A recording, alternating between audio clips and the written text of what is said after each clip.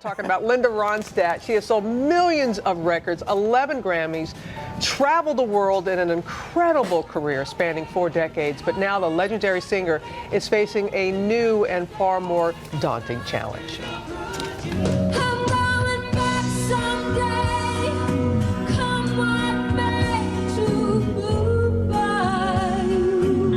For 4 decades, Linda Ronstadt was the woman who could fill arenas with that luminous voice, racking up hit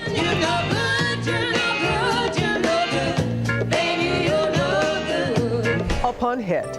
Somewhere out there. In all, Ronstadt, one of 4 children born and raised in Arizona, made some 30 albums, scoring 11 Grammy Awards and a slew of Tony and Golden Globe nominations in the process, and making her one of the most sought-after artists with whom to record duets. But I know I love you. In 2009, Ronstadt retired from performing, and this past summer she announced she has Parkinson's disease. The condition means she's unable to do what she's always loved. Now, says the 67-year-old, singing is a thing of the past. Come true.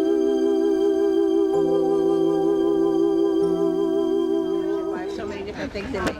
I am enjoying talking to this woman right now. We're thrilled to welcome the one and only Linda Ronstadt.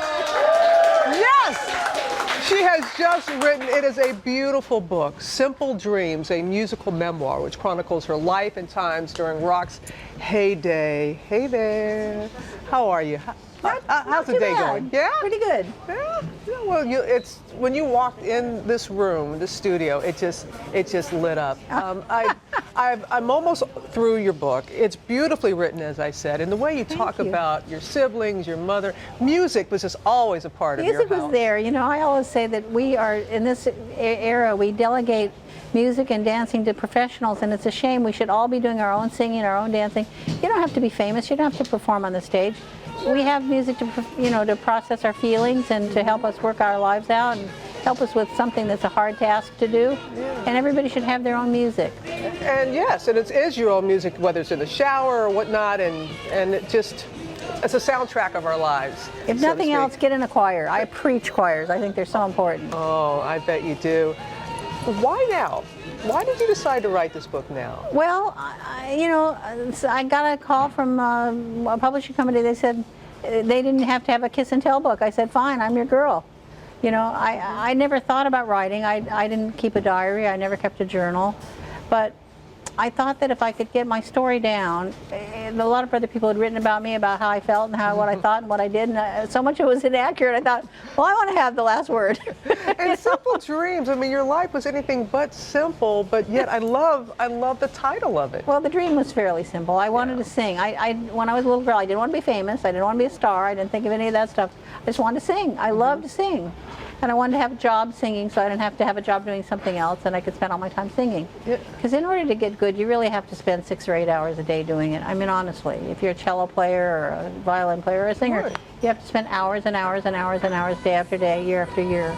No, it took me about 10 years to learn to sing, even after I was a professional. What do you mean it took you 10 years to sing? It took me 10 years till I felt like I really had some control of my instrument, and I could, deliberately do what I wanted to do. Well, I think about what it must have been like for you, and you wrote about it, in the heyday in LA, and the different artists that you Well, they were just my friends. Paths. They weren't famous. Nobody knew who they were at that point. They were just people we all hung out with, And they turned out to be all these great writers, like Jackson Browne is just an incredible songwriter, J.D. Souther, Warren Zevon, they were just my James pals. Taylor, just hanging out, They were just buddies. just jamming like that. But I love how you talk about them. And one thing that is not in the book, and people have to realize, you don't talk about Parkinson's disease because you didn't find out until you were doing the acknowledgments. Yeah, I didn't have a confirmed diagnosis. I was kind of working on the acknowledgments, and I went to a neurologist and said, I think you have this. But he actually said it to me in a way where I said, he knows I have this, But they can't tell you. They have to wait for 6 months to confirm it. And how is life for you now?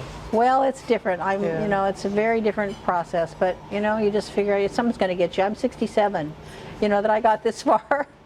I think I'm lucky, and I've had a good long life, and something's, I'm going to get you. And you've added such richness to all of our lives, Linda. And thinking of your music, what do you think your message is now, where you are in your life, and people picking up in reading about your life story?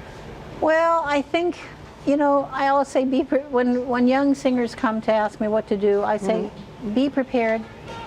Read as widely as you can. Go to museums, look at visual art, look at every kind of art, listen to every different kind of music.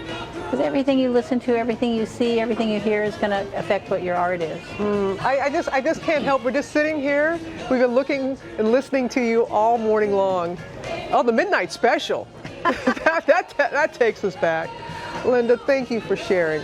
Thank you for sharing. Thank you for having me. I appreciate it. It's a beautiful read, and you really, it's your story, and you've told it so incredibly well, and it's still. Wrote it in my bed on my laptop. Well, we wish you all the very best going forward, and you're always welcomed here. Linda's memoir, Simple Dreams, available in stores right now. Great to see you.